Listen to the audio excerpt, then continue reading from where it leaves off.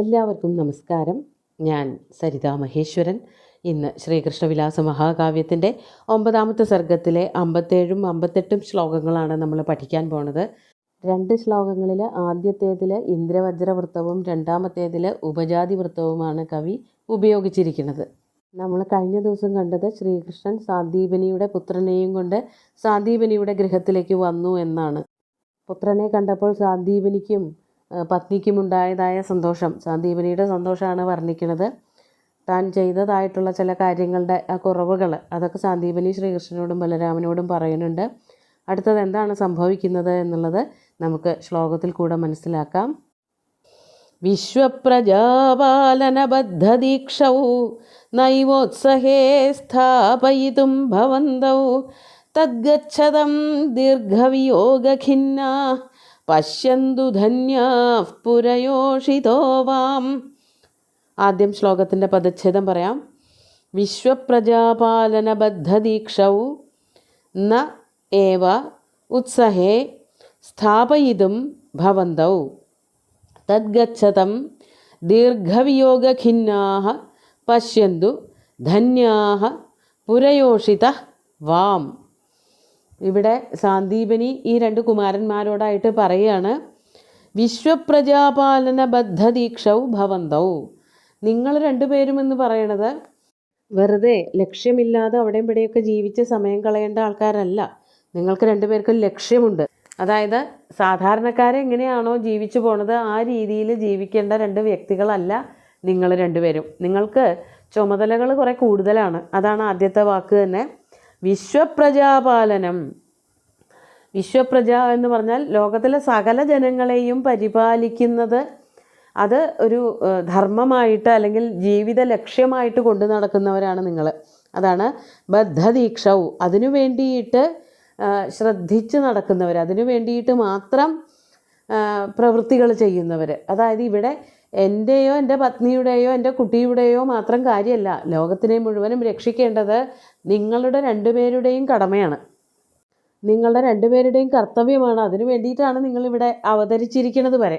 അപ്പോൾ അങ്ങനെയുള്ള നിങ്ങളെ 2 പേരെയും ഇവിടെ പിടിച്ചു നിർത്തുന്നത് ശരിയല്ല. അതായത് നമ്മുടെ അല്ലെങ്കിൽ സാന്ദീപനിയുടെയോ ഭാര്യയുടെയോ കുട്ടിയുടെയോ മാത്രം സന്തോഷത്തിനു വേണ്ടിയിട്ട് ഇനിയും ഇവിടെ തന്നെ നിങ്ങളെ 2 പേരെയും പിടിച്ചു നിർത്തുന്നത് ഉചിതമല്ല.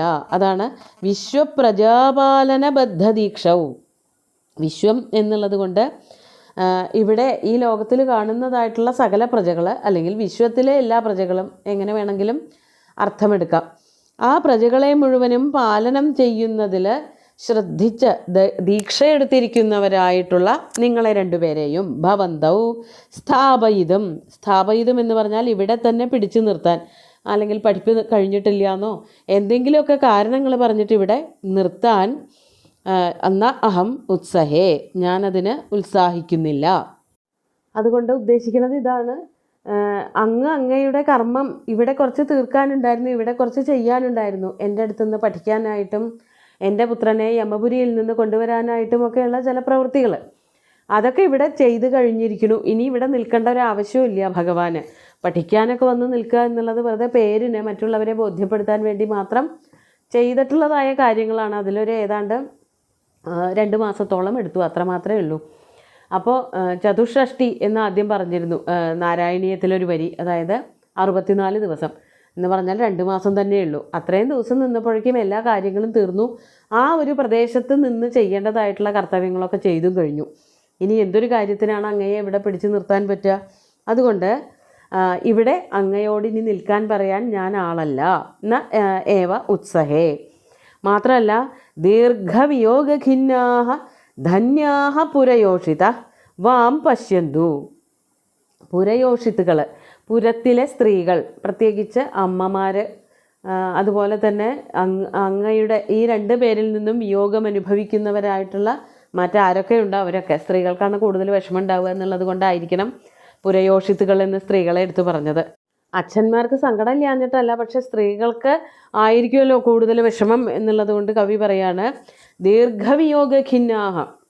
അങ്ങയിൽ നിന്നും വേർപാട് അനുഭവിക്കുന്നവരായിട്ടുള്ള ദീർഘവിയോഗം. കുറേ ദിവസമായല്ലോ, 1-2 ദിവസമൊന്നുമല്ല, 2 മാസത്തോളം തമ്മിൽ കാണാതെ ഇരിക്കുന്നവരായ, വേർപെട്ടിരിക്കുന്നവരായ, പഴയ കാലമായതുകൊണ്ട് യാതൊരു തരത്തിലുള്ളതായ പരസ്പര ആശയവിനിമയങ്ങൾ, കമ്മ്യൂണിക്കേഷൻസ് ഒന്നും നടക്കില്ലല്ലോ.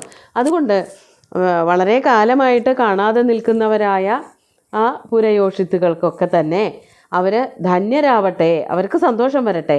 ദീർഘവിയോഗഖിന്നാഹ ധന്യാഹ പുരയോഷിത വാം പശ്യന്തു. അങ്ങനെയുള്ള ആ പുരയോഷിത്തുകൾ, ആ പുരത്തിലെ എല്ലാ സ്ത്രീകളും തന്നെ, അല്ലെങ്കിൽ അവിടുത്തെ ജനങ്ങളൊക്കെ തന്നെ വാം നിങ്ങളെ രണ്ടുപേരെയും, യുവാം വാം നിങ്ങളെ രണ്ടുപേരെയും കാണുമാറാകട്ടെ. പശ്യന്തു നിങ്ങൾ തിരിച്ച് നിങ്ങളുടെ മധുരാപുരിയിലേക്ക് തന്നെ പോയിക്കോളൂ. പഠിക്കാനുള്ളതൊക്കെ കഴിഞ്ഞിരിക്കുന്നു. ഇവിടുത്തെ അങ്ങയുടെ കർമ്മം, നിങ്ങളുടെ രണ്ടുപേരുടെയും കർമ്മങ്ങളൊക്കെ തീരുകയും ചെയ്തു. ഇവിടെ വാരാണസിയിലേക്കാണല്ലോ വന്നിരിക്കുന്നത്. അവിടെ ചെന്ന് ചെയ്യാനുള്ള പ്രവൃത്തികളൊക്കെ തീർന്നു കഴിഞ്ഞിരിക്കുന്നു. അതുകൊണ്ട് തത് എന്ന് പറഞ്ഞാൽ തസ്മാത് അതഹ, അതുകൊണ്ട് ഗച്ഛതം നിങ്ങൾ രണ്ടുപേരും പൊയ്ക്കോളൂ തിരിച്ച് എന്ന് പറഞ്ഞ് അനുഗ്രഹിച്ചു വിടുകയാണ് ചെയ്യണത്. അതായത് ഇവിടെ ചെയ്യാനുള്ള കർമ്മങ്ങളൊക്കെ കഴിഞ്ഞു, ഗുരുദക്ഷിണയും സമർപ്പിച്ചു, പിന്നെന്ത് പറഞ്ഞുകൊണ്ടാണ് ഇവിടെ നിൽക്കണത്. അതുകൊണ്ട് നിങ്ങൾ രണ്ടുപേരും പൊക്കോളൂ എന്ന് ആശീർവദിച്ചുകൊണ്ട് പറഞ്ഞയക്കുകയാണ്. അപ്പോൾ എന്താണ് ഉണ്ടായത് അടുത്തതായിട്ട് എന്നുള്ളതാണ് അടുത്ത ശ്ലോകത്തിൽ, 58ാമത്തെ ശ്ലോകത്തിൽ പറയണത്. ശ്ലോകം നോക്കൂ. ഇത്യൂജിവാംസം പ്രണിപത്യ ഭക്ത്യാ സാന്ദീപനിം തസ്യ ച ധർമ്മപത്നീം നിവാര്യതൗ ശൗരിരനുപ്രയാതൗ സ്വാം രാജധാനീം സബലഃ പ്രതസ്ഥേ. പദച്ഛേദം നോക്കാം. ഇതി ഊജിവാംസം പ്രണിപത്യ ഭക്ത്യാ സാന്ദീപനിം തസ്യ ച ധർമ്മപത്നീം നിവാര്യ തൗ ശൗരി അനുപ്രയാതൗ സ്വാം രാജധാനീം സബല പ്രതസ്ഥേ. സബല ശൗരി. സബല എന്ന് പറഞ്ഞാൽ ബലേന സഹവർത്തതേതി സബല, ബലനോടുകൂടിയവനായ, ബലരാമനോട് കൂടിയവനായിട്ടുള്ള ആ ശൗരി. ശൗരി എന്നുള്ളത് കൊണ്ട് ശ്രീകൃഷ്ണൻ, ശൂരകുലത്തിൽ പിറന്നവരെയൊക്കെ നമുക്ക് ശൗരി എന്ന് വിളിക്കാം. ബലരാമനും ശൗരി തന്നെയാണ്. പക്ഷേ ഇവിടെ ശൗരി എന്ന് പറയുമ്പോൾ ശ്രീകൃഷ്ണൻ എന്നർത്ഥം. രണ്ടുപേരെയും ശൂരകുലത്തിലെ ശൂരസേനൻ്റെ പുത്രന്മാർ തന്നെയാണല്ലോ. പക്ഷേ ഇവിടെ ബലൻ എന്ന് മാറ്റി പറഞ്ഞതുകൊണ്ട് ശൗരി എന്നുള്ളത് കൊണ്ട് കൃഷ്ണൻ തന്നെയാണ് എന്നുള്ള അർത്ഥമാണ് എടുക്കേണ്ടത്. അങ്ങനെ കൃഷ്ണനും ബലരാമനും കൂടിയിട്ട് ഇതി ഊജിവാംസം സാന്ദീപനിം, ഇപ്രകാരമൊക്കെ അവരോട് പറഞ്ഞവനായ, അതായത് ഇവർ കുട്ടിയെ കൊണ്ടുവന്നപ്പോൾ ബലരാമനോടും ശ്രീകൃഷ്ണനോടും നന്ദിപൂർവകം പലതും പറഞ്ഞതായ, ആശീർവദിച്ച് പറഞ്ഞയക്കാൻ നിൽക്കുന്നവനായ ആ സാന്ദീപനിയോട്, അതാണ് ഇതി ഊജിവാംസം, ഇപ്രകാരമൊക്കെ പറഞ്ഞവനായ സാന്ദീപനിയോടും, സാന്ദീപനിയും തസ്യ ധർമ്മപത്നിയും, അദ്ദേഹത്തിൻ്റെ ധർമ്മധാരങ്ങളോടും ധർമ്മപത്നിയോടും.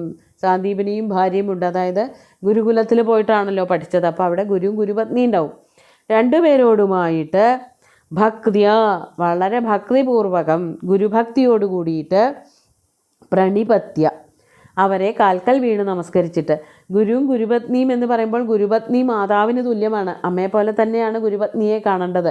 അപ്പോൾ അതുപോലെ തന്നെ വളരെ ആദരവോട് കൂടിയിട്ട് പിതൃതുല്യനായിട്ട് ഗുരുവിനെയും മാതൃതുല്യയായിട്ട് ഗുരുപത്നിയെയും കണ്ടിട്ട് അവരോടൊക്കെ യാത്ര പറഞ്ഞിട്ട് അവിടെ നിന്ന് പുറപ്പെടുകയാണ്. അതാണ് പറയണത്. ഭക്തിയാ പ്രണിപത്യ, ഭക്തിയോട് കൂടിയിട്ട് നമസ്കരിച്ചതിന് ശേഷം അനുപ്രയാതൗ തൗ നിവാര്യ, കൂടെ കുറച്ച് ദൂരം പോരാൻ പുറപ്പെട്ടവരായ രണ്ടുപേരെയും നിവാര്യ, തടഞ്ഞിട്ട്. അതായത് നമ്മൾ സ്വാഭാവികമായിട്ട് ഓതകാന്തം, വെള്ളം കാണുന്നത് വരെ പോവുക, ബന്ധുജനങ്ങളെ അനുസരിക്കേണ്ടതാണ് എന്ന് പറയും. കുറച്ച് ദൂരം ആ ഒരു സ്നേഹം പ്രകടിപ്പിച്ചുകൊണ്ട് അവരോടുകൂടി ആ പോണ സമയത്ത് കുറച്ച് വർത്തമാനമൊക്കെ പറഞ്ഞ് അനുജ്ഞ നൽകി അനുഗ്രഹാശിസ്സുകളൊക്കെ കൊടുത്തുകൊണ്ട് വെള്ളം കാണുന്നവരെയൊക്കെ തന്നെ പോവാറുണ്ട്. കാളിദാസനൊക്കെ പറയുന്നുണ്ട്, ശാകുന്തളത്തിൽ ശകുന്തളയെ കണ്വനും അതുപോലെ തന്നെ മറ്റുള്ള ഈ സഖിമാരും അനസൂയയും പ്രിയമതയൊക്കെ ഒരു തടാകം കാണുന്നത് വരെ ഒപ്പം പോയി എന്ന് പറയുന്നുണ്ട്. അപ്പോൾ അതുപോലെ കുറച്ച് ദൂരം കൂടെ ചെല്ലുക എന്നുള്ളതൊരു രീതിയാണ്. അത്രയൊന്നും വേണ്ട എന്ന് പറഞ്ഞിട്ട് പ്രായമായിട്ടുള്ളവരാവും, അതുകൊണ്ട് അവരെ ഒന്നും ബുദ്ധിമുട്ടിക്കേണ്ട എന്ന് കരുതിയിട്ട് ബലരാമനും ശ്രീകൃഷ്ണനും എന്ത് ചെയ്തു? തിരിച്ചു പറഞ്ഞയച്ചു, വരുമൊന്നും വേണ്ട ഞങ്ങളുടെ കൂടെ എന്ന് പറഞ്ഞിട്ട്. അനുപ്രയാതൗ തൗ നിവാര്യ സ്വാം രാജധാനിം പ്രതസ്ഥേ, സ്വാം രാജധാനിം, തൻ്റെ രാജധാനിയിലേക്ക്, അതായത് മധുരാപുരിയിലേക്ക് പ്രതസ്ഥേ പുറപ്പെട്ടു. ശൗരിഫ് പ്രതസ്ഥെ, ശൗരി പുറപ്പെട്ടു. ആരും കൂടെ ഉണ്ടായിരുന്നു? ബലരാമനും കൂടെ ഉണ്ടായിരുന്നു. കൂടെ ഉണ്ടായിരുന്നു എന്നേ പറഞ്ഞിട്ടുള്ളൂ, ഒരുമിച്ച് എന്ന് പറഞ്ഞിട്ടില്ല. അതുകൊണ്ട് ഏകവചനം മതി. ശൗരിഫ് പ്രതസ്ഥെ, സബല ശൗരിഫ് പ്രതസ്ഥെ. ബലരാമനോട് കൂടിയ ശ്രീകൃഷ്ണൻ മധുരാപുരിയിലേക്ക് പോരാൻ പുറപ്പെട്ടു. രഥം ആദ്യമേ കൊണ്ടുവന്നിട്ടുണ്ടല്ലോ, രഥത്തിൽ തന്നെയാണ് അവർ വിദ്യാഭ്യാസത്തിനായിട്ട് വന്നത്. ആ രഥത്തിൽ കയറി തിരിച്ച് പോകാനായിട്ട് ഒരുങ്ങി എന്ന് പറഞ്ഞിട്ട് ഇവിടെ ഈ 2 ശ്ലോകങ്ങളും നിർത്തുകയാണ്. ഇനി വളരെ സന്തോഷത്തോടു കൂടിയിട്ടുള്ള നഗരീ ഗമനം അടുത്ത ദിവസം വർണ്ണിക്കാം. ഇന്ന് ഈ ശ്ലോകങ്ങൾ ഒന്നുകൂടി ചൊല്ലാം. വിശ്വപ്രജാപാലനബദ്ധദീക്ഷൗ നൈവോത്സഹേ സ്ഥാപയിതും ഭവന്തൗ തദ്ഗച്ഛതം ദീർഘവിയോഗഖിന്നാ പശ്യന്തു ധന്യാഃ പുരയോഷിതോ വാം ഇത്യൂചിവാംസം പ്രണിപത്യ ഭക്ത്യാ സാന്ദീപനിം തസ്യ ച ധർമ്മപത്നീം നിവാര്യതൗ ശൗരിരനുപ്രയാതൗ സ്വാം രാജധാനീം സബലഃ പ്രതസ്ഥേ. ഇനി ബാക്കി കാര്യങ്ങൾ ആ നഗരത്തിലേക്കുള്ള ഗമനവും അവരുടെ വരവേൽപ്പുമൊക്കെ അടുത്ത ശ്ലോകങ്ങളിൽ കാണാം. സുന്ദരമായിട്ടുള്ള 2 ശ്ലോകങ്ങളും ഭഗവാന്റെ കാൽക്കൽ അർപ്പിച്ചുകൊണ്ട് ഗുരുവായൂരപ്പനെ സാഷ്ടാംഗം നമസ്കരിച്ചുകൊണ്ട് എല്ലാവർക്കും ശുഭദിനം നേർന്ന് നിർത്തട്ടെ. നന്ദി.